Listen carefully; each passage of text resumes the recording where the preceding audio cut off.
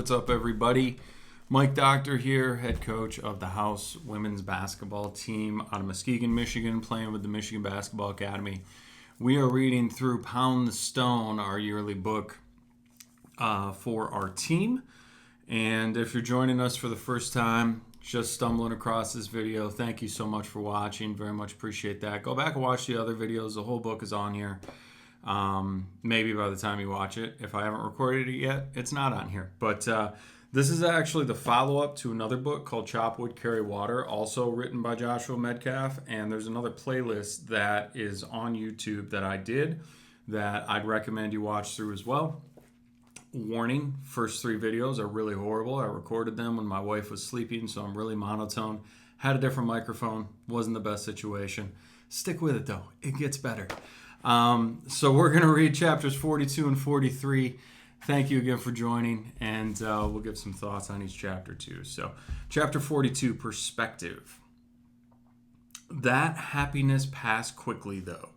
The next few weeks were tough. He felt disengaged from life, with no energy and barely enough willpower to get out of bed each day. Probably didn't help that he began smoking, or that he'd begun smoking again every once in a while with Riley and Aaron. Jason wasn't as close to them as he was to his teammates, but he had a complicated relationship with basketball right now. For the first time in his life, playing ball felt like work to Jason, but not in the way that practice was hard. Not in the way that practice was hard and boring. Even then, he knew that what he was doing would pay off on the court in games. This was different. Even playing in games wasn't fun anymore. It felt like he was just going through the motions. And for a guy who had only ever loved every second of game time he could grab, that was a very strange feeling. He wasn't the only one either. It seemed like the whole team was suffering from some kind of loss of heart. Guys were basically sleepwalking through practice, and Coach Lloyd's confusing style wasn't helping. In actual competition, they melted down, losing their first 3 games. Everyone blamed everyone else for their mistakes, but most of all, they blamed Coach Lloyd. It was a poisonous environment for the locker room, one Jason had never really experienced before. And one night after another big loss, he realized why. He was the last guy in the locker room, and as he packed up his bag, he looked at the locker across from his. That was Travis's locker. Sadness grabbed his chest. A year ago, he was in this very same spot, laughing and talking to Travis. And that's when it hit Jason how big of a difference one person can make. Travis really had been the heart of the team. He'd always eased the tension between players, and he'd always took responsibility if it meant everyone else getting along. He was the glue that kept them all working together without fighting each other. And now that he was gone, the hole he left behind was filled with pain and conflict. Jason shook his head, wishing that his friend was still there. What a difference a year made. He left the locker room. He felt like the weight of the world was on him. This was supposed to be his big season, but instead he was playing scrap minutes on a team that was 0-4 and dropping faster than a rock. Worse, he didn't seem to care that much about it. Nothing really seemed to matter. He sighed. The only happy thought through his mind was at least he got to see Kaya and Ryan the next day. Ryan was even happier to see Jason the first time. He hugged him tightly, then started to race around the court, talking a mile a minute about the new moves he'd learned. Jason helped him run a practice and told him stories about practicing with TD over the summer. Ryan's eyes would grow wide and he would just laugh with delight. So cool. He stopped halfway through when he remembered Jason could dunk, and it was a repeat of last time as Jason put on a dunk show for Ryan. And again, Jason sat to take a breather with Kaya as they watched Ryan run around the court with his unlimited energy. It made Jason happy just to watch Ryan play, and it reminded him of something that he hadn't felt all season and maybe even since Travis had died, that basketball is a game. Ryan had no hope of ever playing for anything other than fun, and yet that seemed to free him up to enjoy it so much more than Jason had all year. It's amazing how Ryan's joy and reckless love can help put life into perspective. All the stress I've seen going through just melts away when I get to spend time with him. I'm so glad you introduced us. I get now why he's one of your favorite people in the world. Kaya just smiled. You know, a wise man once said, perspective is the only thing that can dramatically change the results without changing any facts.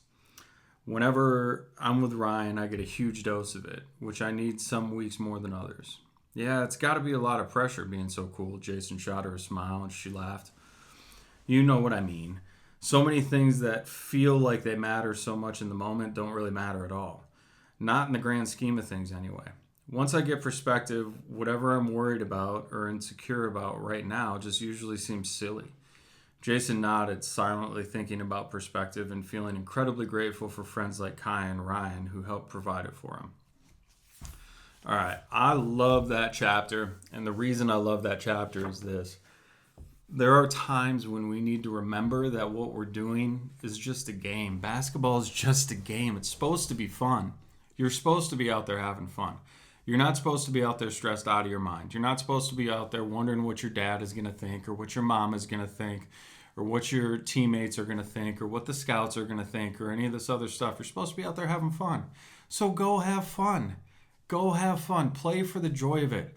Play like you played when you were young and you were playing with your brother and you were too young to do anything and he blocked every shot you took, but you didn't even care because you were so happy because you got to play with your older brother or sister. Play like you did in the playground when you were so horrible that it didn't matter if the shots went in or not. Play like it was the first time you've ever played. Remember what that feeling is like. Remember what that tension-free, stress-free environment is like and play that way. I can almost guarantee you'll have a better game. I know that because I've seen my team do it. We've read chapters just like this immediately after a tough loss. And the timing was perfect. It was unplanned, but the timing was perfect. And we came back the next game, and whether we won or we lost, we played better, and we had a better time, and we enjoyed each other more, and we had more fun, and we joked around, and we laughed, and we smiled, and we weren't stressed, and we weren't frustrated. It's supposed to be a game. It's supposed to be fun. I love this chapter because of that. All right, chapter 43, Control the Controllables. In spite of his amazing time with Ryan, Jason still had to face the reality of his situation on the team. The hard truth was that he was playing for a coach who didn't know what he was doing. That became painfully obvious during the sixth game of the season where it seemed like they might actually have a shot at winning. They were only down 1, and with only 10 seconds left, Jason knew exactly what they needed to do. He had always been the clutch guy in these situations, since he was a great mid-range threat. All game long, he'd been juking the other team's big man and getting easy layups. So when they huddled on the sideline, he smiled excitedly to the shooting guard. KJ hit me inside. If I get it in the paint, I'll put it away. KJ nodded, but then, no, hold on, Coach Lloyd said and shook his head. Jason, you're out. Eric's going in. What? Are you serious? Jason couldn't hide his surprise. Eric was a smaller shooting guard, and while he was certainly quick, he wasn't usually the go-to guy in situations like this. Yes, Jason, I'm serious. Who's the coach here? That was one of Lloyd's favorite sayings, and he had never made Jason angrier than it did right now. He shook his head. Fine, you're the coach, but you have to listen to me. Fine, you're the coach, but you have to listen to me. See, that's the thing about being the coach, Jason. No, I don't. The whistle blew, and Jason sat down. He watched in blind anger. Just as he thought the play that Coach Lloyd had designed didn't work. Eric flubbed the pass. The ball was stolen, and instead of watching his team win, he watched the other team score again and seal their victory.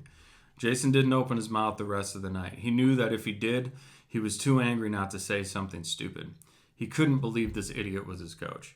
As he walked out of the locker room, he spotted Russ waiting for him. He nodded to Jason. Your mom called me. Said you needed a ride home. Jason shrugged, sullen.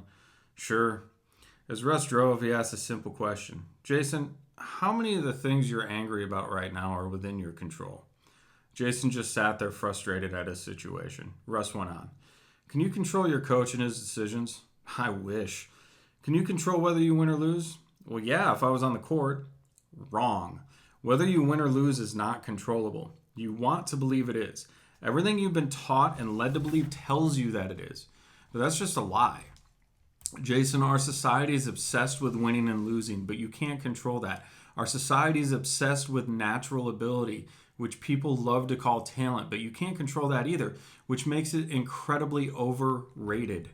It takes no natural ability to show up early, stay late, ask for help, give your very best, study game film, study highlight film, dive for loose balls, take some game shots at game speed, Train hard, work on mental training, treat people really, really well, have powerful body language, focus on getting better, use beneficial and constructive self-talk, keep pounding the stone in the face of adversity, be coachable, communicate, be a great teammate, bring great energy, always hustle, do the little things really well, be patient, and persist. Okay, I got it. You really want to make a point, huh? Jason shook his head at Russ. Oh, I can keep going.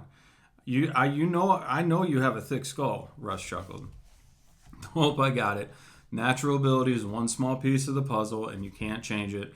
So there's no use wasting your energy worrying about it. Winning and losing are uncontrollable, so it makes no sense to spend time worrying about those things outside of my control when you just gave me a list of 99 things that are inside my control that I can focus my energy on. Russ looked at him with a proud fatherly smile. So you were listening. After finally getting a smile out of Jason, Russ became serious again. In life, you're going to come across challenging situations in forms of people who are serving as teachers, coaches, bosses, even parents sometimes. But the truth is that you still have a choice to focus on the controllables. You still have a choice to determine the meaning you are going to give that experience. A lot of kids your age quit every time they experience a hard coach or even a bad coach. But can you see if you change your perspective and choose to focus on what you can control and lean into it, that it can help you develop the grit and character you are going to need later in life? Jason let out a big sigh as he ran his hand over his face in frustration. Yes, sir, I know you're right. I just wish you weren't. It's annoying. Russ chuckled. Oh boy, do I know it is. I was your age once too, you know. All right, that was chapter 43. Control the controllables. Here's the reality. There's a lot of things that are going to happen to you in your life that you can't control. There's a lot of things that are going to happen to you in your life that seem like they're blindsided. It's going to seem like it's not fair. And the reality is it's not. Life is not fair sometimes, and it sucks. And that's perfectly okay, and it's okay to be frustrated about that stuff. But we can't worry about it. We got to focus on what we can control, which are our actions and our attitude and that list of things that Russ listed in that chapter. And I would love for you to also take that from this chapter. There are certain things you can control and certain things you can't control. And the one thing I challenge you to do the next time you face a challenging situation is ask yourself, take a pause, ask yourself, is this something that's within my control? All right. Viktor Frankl, who won the Nobel Peace Prize, an amazing psychiatrist, who unfortunately passed away, a Holocaust survivor, once said, in between stimulus and response, there is space. And in that space, we have a choice. What that means, and that's where our control and our power comes from, is that choice that we have between our stimulus, oh my goodness, crap's hitting the fan, and our response, I'm really angry about it. Or what can I learn from this? How can I get through this? How can I be strong for somebody else around me? Be the person that lifts somebody else's head up when they're feeling bad, when they're feeling wrong. I just shared a post on my Instagram story today about that. And I'd encourage you to be that person, right? So remember what Viktor Frankl said. Remember what Russ said. Again, Viktor Frankl, in between stimulus and response, there is space. And in that space, we have the power to choose. All right, I'll leave you all with that. We'll see you next time. Bye now.